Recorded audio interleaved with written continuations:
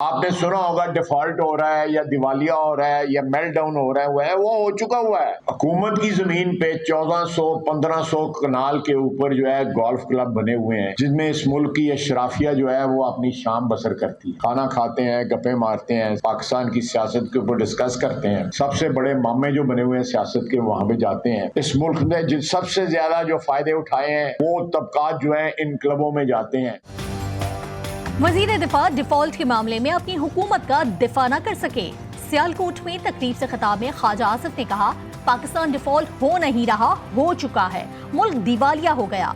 मुल्क की सियासत पर अशराफिया और मामे गोल्फ क्लब्स में पाकिस्तान की सियासत के फैसले करते हैं। ख्वाजा आसिफ का कहना है कि सच बोलने पर उनको गालियां भी पड़ती हैं। तमाम मसाइल का हल हमारे पास है, IMF के पास नहीं। हमारे मुल्क में आईन और कानून कॉम्प्रोमाइज होते हैं। एस्टैब्लिशमेंट, ब्यूरोक्रेसी, सियासतदान सब इसके जिम्मेदार हैं।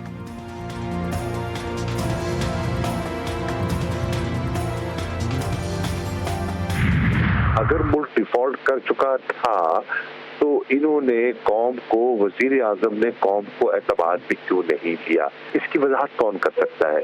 इसकी वजाहत वजीर आजम कर सकते हैं या फौरी तौर पर जो आपके फाइनेंस मिनिस्टर हैं डार साहब, उनको आके इस बयान की वजाहत करनी चाहिए।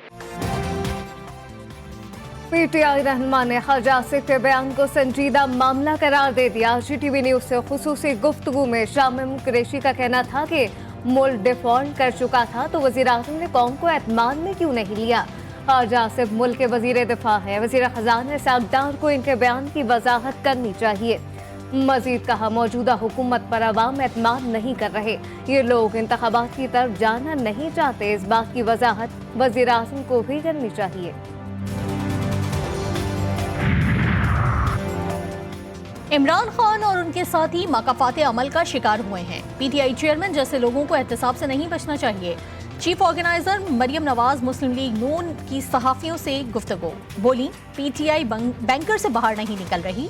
इमरान खान बिल में छुपे हुए हैं। कहा, अदलिया को बावर करवाना चाहती हूँ कि एहतसाब से इदारे कमजोर नहीं मजबूत होते हैं। मईशत का बेड़ा गर्क तहरीक इंसाफ ने किया। हम तामीर नौ कर रहे हैं। PTI की शिकस्त नविश्ता दीवार है।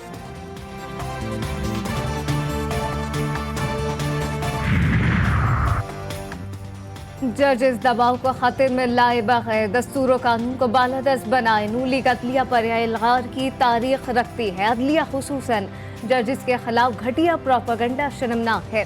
चेयरमैन PTI इमरान खान की कॉलम निगारों और सीनियर अहले कलम से मुलाकात में गुफ्तगू बोले कि चीफ इलेक्शन कमिश्नर दस्तूर की पार्लिमानियों में PDM का कलीदी मावन है। सियासी इंतकाम और सियासी अमलियत को परवान चढ़ाया जा रहा है। तहरीक का ऐलान कर चुका हूँ, हकीकी आज़ादी के लिए जेलों भरेंगे। इलेक्शन कमीशन ऑफ पाकिस्तान ने सदर मुमलिकत के खत का जवाब दे दिया। इलेक्शन कमीशन का सदर के अल्फाज पर शदीद तहफ़्फ़ुज़ात का इजहार। लिखा, इलेक्शन कमीशन आज़ाद और खुद मुख्तार इदारा है जो आईन और कानून पर अमल करता है। सदर की जानिब से इलेक्शन कमीशन के बारे में बेहिसी के अल्फाज लिखना मुनासिब नहीं। ऐसे अल्फाज लिखने पर अफसोस और मायूसी हुई। इलेक्शन कमीशन हुक्काम की सदर मुमलिकत से मुलाकात पीर को होगी। वफ्द सदर मुमलिकत को आईनी लिहाज से मुकम्मल मुतमईन किया जाएगा। ऐवानी सदर को दोबारा साजिशों का गढ़ बनने नहीं देंगे। आरिफ अलवी को इमरान खान की हिदायत पर चलना है तो सदारती मनसब छोड़ दें। वफाकी से शाजिया मरी ने अपने एक बयान में कहा, आरिफ अलवी मुस्ताफी होकर जेल भरो तहरीक का हिस्सा बन जाए। इलेक्शन कमीशन की आईनी खुद मुख्तारी से छेड़छाड़ ना करें। मजीद कहा कि आसिफ अली जरदारी ने पार्लियामेंट को बाइख्तियार बनाया था। इदारे सियासत से लाताल्लुकी का इजहार कर चुके।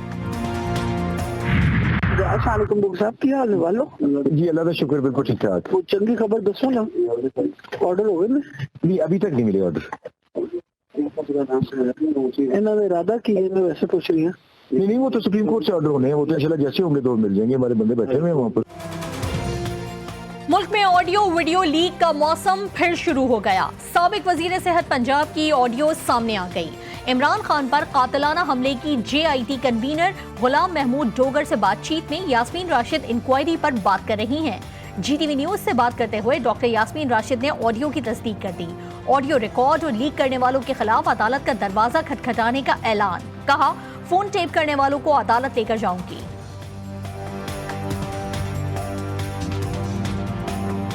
डोगर साहब कन्वीनर थे, तो मेरी तो बहुत कंसर्न है कि वो जल्दी लगे, इस वजह से कि वो लगेंगे तो आगे हमारा केस चलेगा। इसमें कौन सी ऐसी बात मैंने कर डाली? हालिया ऑडियो लीक्स की शफाफ तहकीकात होनी चाहिए। गुलाम मोहम्मद डोगर पर बतौर DIG ऑपरेशन लाहौर इख्तियारात से तजावुज करने का इल्जाम है। वज़ीर-ए-आज़म के मामले खुसूसियत तारण का रद्द-ए-अमल बोलेंगे। वायरल होने वाली ऑडियोज की तहकीकात क्यों नहीं हो रही? हमें दीवार के साथ लगाने की कोशिश करेंगे तो हम खामोश नहीं रहेंगे। ऑडियो लीक हुई।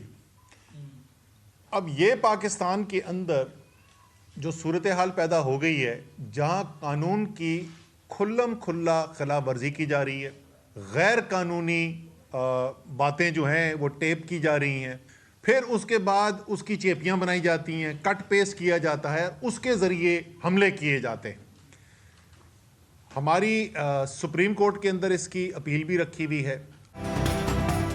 नून लीग अदलिया के खिलाफ मुहिम चला रही है। आज भी एक ऑडियो लीक हुई। यह कानून की खुल्लम खुल्ला खिलाफ वर्जी है। PTI रहनुमा असद उमर कहते हैं, मौजूदा वजीर आजम की वजीर आजम हाउस से ऑडियो लीक होती रही। हमने सुप्रीम कोर्ट में इस पर पिटीशन भी दायर की है। दफ्तर के अंदर बातें महफूज नहीं, किस तरह मुमलिकत के उमूर चलेंगे?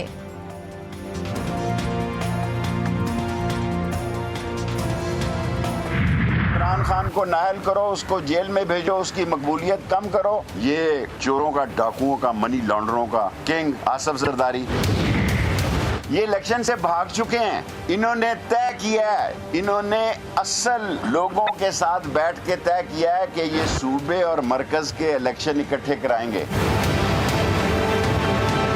पाकिस्तान को खुदा के बाद सिर्फ अब सुप्रीम कोर्ट बचा सकता है। 16 बार वजीर रहने वाले को धक्के पड़ रहे हैं। मैं इनको नहीं छोड़ूंगा। ये शेख रशीद को नहीं जानते। साबिक वज़ीर दाखिला की मीडिया से गुफ्तगू कहा कि इनका एक ही एजेंडा है कि इमरान खान को खत्म करो। पुलिस पर चोरी का इल्जाम। कहा कि मेरे घर से छापे के दौरान 7 लाख नकदी और जेवरात गायब कर दिए गए। फर्द जुर्म के लिए 2 मार्च की तारीख मुकर्रर। जो जुल्म नैब के इदारे ने किया उसकी हकाइक भी अवाम के सामने आई, क्योंकि मुझे इस बात में कोई शुबा नहीं है कि ये पाकिस्तान का सबसे करप्ट और सबसे मामलात को ख़राब करने वाला इदारा है। हमें बहुत दुख होता है देखकर उन अफसरान को, उन इस मुल्क के सनतकारों को, उन लोगों को जो इस मुल्क की खिदमत करते रहे, जो इस मुल्क को टैक्स देते हैं, आज वो साल हर साल इन नैब की अदालतों में बैठे होते हैं। शाहिद खाकान अब्बासी ने एक बार फिर नैब को खत्म करने का मुतालबा कर दिया। मीडिया से गुफ्तगू में कहा कि मुल्क की सियासत पर कब्जा करने के लिए नैब को बनाया गया। ये करप्ट और मामलात को खराब करने वाला इदारा है। नैब को खत्म किया जाए वरना हुकूमत नहीं चलेगी। कराची पुलिस ऑफिस पर दहशतगर्दों के बुज़दिलाना हमले की इब्तदाई रिपोर्ट तैयार। शाम 7:10 पर 3 दहशतगर्द पुलिस एहलकार को जख्मी करके अंदर दाखिल हुए। दहशतगर्दों के कब्जे से 2 SMGs मिली हैं, जिनमें से एक का नंबर मिटा हुआ है। क्लैशनकोव के बट पर लाल रंग लगा हुआ है। हमलावरों से मिलने वाले 4 दस्ती बमों की पन्नी निकली हुई थी। बड़ी तादाद में बॉल बेयरिंग, 10 के करीब स्टैंड ग्रेनेड भी बरामद। एक दहशतगर्द ने 4थी मंजिल पर खुद को धमाके से उड़ा लिया। दूसरे दहशतगर्द को रेंजर, जबकि तीसरे को पुलिस ने जहन्नुम वासिल किया।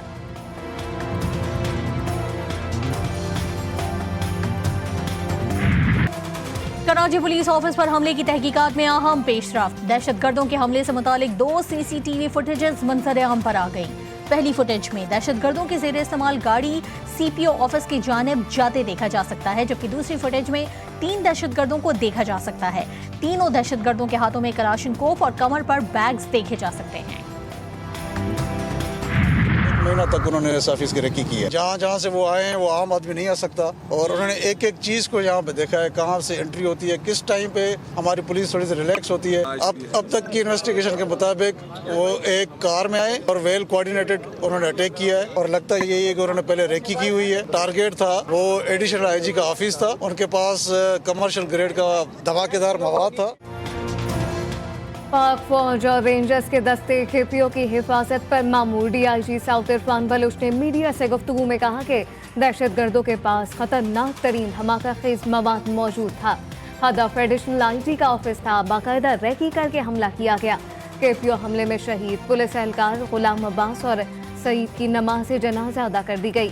वज़ीर आला से IG सेंट DG रेंजर्स समेत दीगर की शिरकत। शहीद रेंजर्स एहलकार सब इंस्पेक्टर तैमूर को सुपुर्द खाक कर दिया गया। अल्लाहु अकबर। अस्सलामु अलैकुम व रहमतुल्लाह।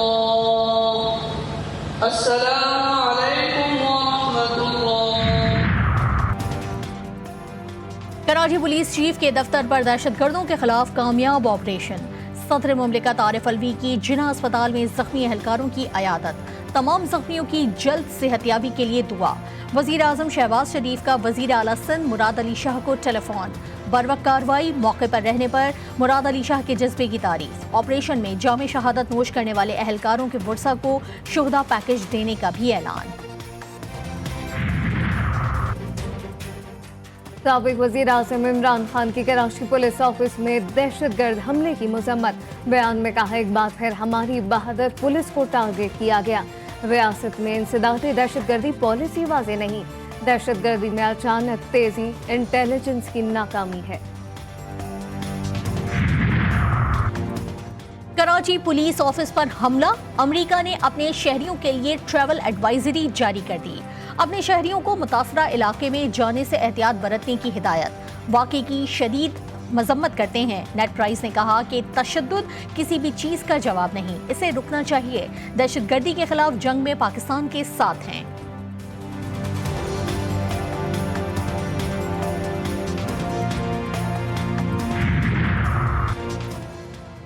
CTD ने कोयटा को बड़ी तबाही से बचा लिया। सेटेलाइट टाउन लेडीज पार्क के करीब कार्रवाई। तर्जुमान CTD के मुताबिक कार्रवाई के दौरान मुबैना खुदकुश खातून को गिरफ्तार कर लिया गया।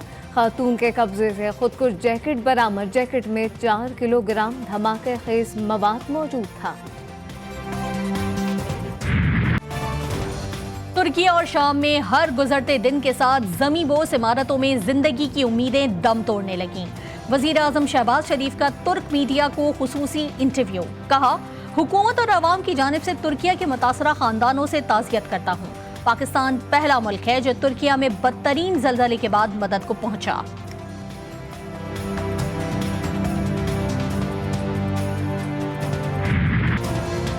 महंगाई बन गई अवाम के लिए वबाल जान। कहीं आटा महंगा तो कहीं दूध अवाम की पहुंच से बाहर।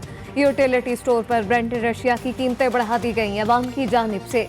रमजानुल मुबारक से कबल रोज बरोज बढ़ती महंगाई पर शदीद गम और गुस्से का इजहार। ये मुल्क में कोई तरक्की नहीं है। देखो कितना महंगाई है, लोग रोते। इन लोगों के वसाइल हैं, उनके लिए तो कोई मुश्किल नहीं है। मैंने अभी मुर्गी लिया, मुर्गी 725 रुपये किलो है। और बाकी यहाँ पे भी अब फ्रूट देखें तो फ्रूट तो हमारी पहुँच से ही बहुत दूर है लेना। तो ये अगर मुल्क इस तरह चलता रहा तो बहुत मुश्किल है। आगे जाहिर बात है लोग ऐसे काम करने शुरू हो जाएंगे कि लोग एक दूसरे को मारने शुरू हो जाएंगे इस सिलसिले में। इसलिए अगर बिजनेस क्लास लोग भी पिस रहे हैं ना, तो जॉब वालों को आपको पता है क्या इंक्रीज आता है। एनुअल इंक्रीज भी लोगों का 10%। बिजली सारिफीन के लिए बुरी खबर। के इलेक्ट्रिक ने नेपरा में बिजली महंगी करने की 2 दरखास्तें दायर कर दी।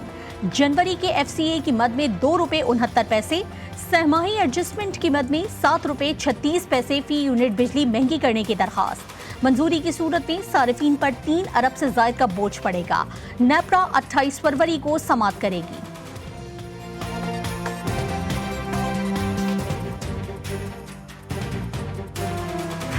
हम कौम को रिलीफ दिलवाने जा रहे हैं पेट्रोल की कीमतों से, और हम चाहते हैं कि हुकूमत खुद रिलीफ दे सकता है, और हो सकता है कि हुकूमत 48 घंटे तक खुद ही पेट्रोल की कीमत कर दे। अगर ये कौम भूख से मर गई, ये जमहूरियत के नाम पर कौम फाकों से मर गई, कौम पेट्रोल के नाम पर पिस गई, तो आप इलेक्शन किसके दरमियान, कौन सी मखलूक लाएंगे जिसके इसी कौम के दरमियान इलेक्शन करवाने हैं ना। इसको उस वक्त तक जिंदा तो रखें। तहरीक लब्बैक पाकिस्तान ने कौम को रिलीफ दिलवाने का ऐलान कर दिया। TLP सरबराह हाफिज साद रिजवी की प्रोग्राम 7 से 8 में गुफ्तगू। बोले कौम को पेट्रोल की कीमतों में रिलीफ दिलवाएंगे। 48 घंटों बाद अपना प्रोग्राम पेश कर देंगे। धरना होगा या फिर नहीं, अभी फैसला नहीं किया। कौम जिंदा होगी तो इलेक्शन होंगे। हुकूमत कौम को भूखा मार रही है। GTV न्यूज की खबर पर वजीर आजम ऑफिस का एक्शन। MD सुई नौदरन जावेद हमदानी को बरतरफ कर दिया गया। MD सुई नौदरन जावेद हमदानी अरबों रुपए की गैस चोरी रोकने में नाकाम रहे। GTV न्यूज के प्रोग्राम रेड जोन में MD सुई नौदरन की बरतरफी की खबर ब्रेक की गई थी। MD सुई नौदरन ने अपने ऑफिस में करोड़ों रुपए के अखराजात किए। और रसूल अकरम सल्लल्लाहु अलैहि वसल्लम की रब्बे कायनात से मुलाकात की रात शब मेराज पर फर्जंदान इस्लाम की इबादत, नवाफिल और नवनातिया महाफिल का खुसूसी इनेकाद। तमाम रात शान रिसालत बयान की जाएगी।